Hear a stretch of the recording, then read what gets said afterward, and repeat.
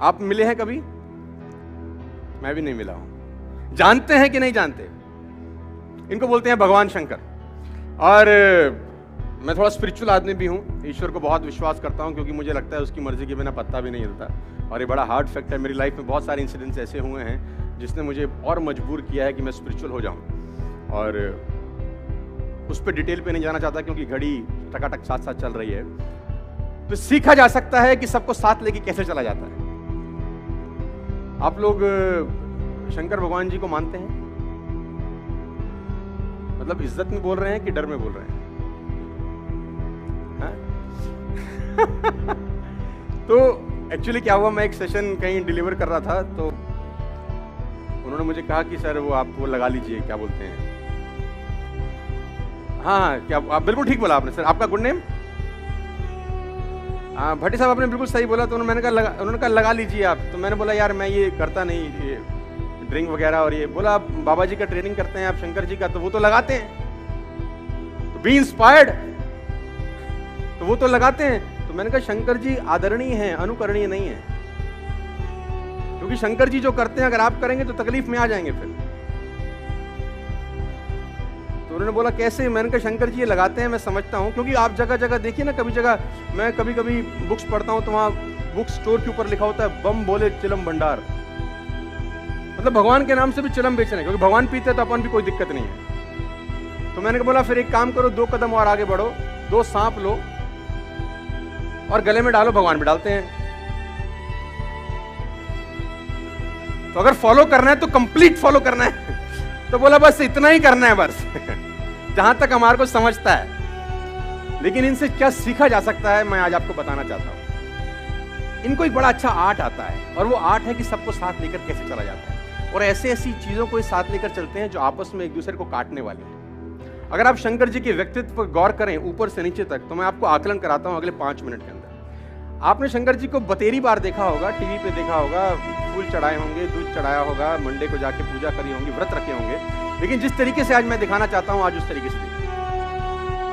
सबसे ऊपर अगर आप देखिए भगवान शंकर को सबको साथ लेकर चलना आता है। देखो मैनेजमेंट गुरु हैं ये, हम लोग मैनेजमेंट सीख रहे हैं फिलिप कॉटलर से, है ना, अंग्रेजों के पास जाते हैं, अंग्रेजी किताबें पढ़ते हैं, जहां से निकला है सारा का सारा उद्गम, अगर वहीं पकड़ ले सूत्र, तो हो सकता है कहीं और जाने का अपने को जरूरत ना पड़े। अगर ऊपर से देखें तो सबसे ऊपर आपको दिखाई देगी मां गंगा का निवास है, जल की धारा है, देखिए आपने, है ना, पानी दिखाई देगा आपको, कहां दिखाई देगा?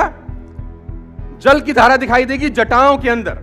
और अगर थोड़ा सा नीचे आप उतर आए तो आपको तीसरी नेत्र दिखाई देगा, जिसमें निकलती है ज्वाला, आग। तो जल और ज्वाला साथ साथ हिंदुस्तान में, दुनिया में कहीं नहीं होते। दोनों में से एक चीज मिलेंगी, या तो पानी मिल जाएगा, या तो भगवान शंकर एक विचित्र काम करते हैं, जल को भी धारण किए हैं और ज्वाला को भी धारण किए हैं, जल ज्वाला साथ साथ। ध्यान से अगर आप और देखें तो भगवान शंकर के मस्तिष्क के ऊपर, जटाओं के ऊपर रहता है चंद्रमा, और कहते हैं कि चंद्रमा में है अमृत। और अगर कंठ में उतरे तो दिखाई देगा जहर। अमृत और जहर साथ साथ नहीं हो सकता, दोनों में से एक चीज मिलेंगी आपको। तो विचित्र काम भगवान कर सकते हैं, जल ज्वाला साथ साथ, विष अमृत साथ साथ। और अगर गहन अध्ययन करें तो आपको दिखाई देगा भगवान के गले में सांप, दिखाई देगा आपको गले में सांप, गले में दिखाई देगा सांप। और भगवान शंकर के एक पुत्र हैं जिनका नाम है गणेश जी, उनका वाहन है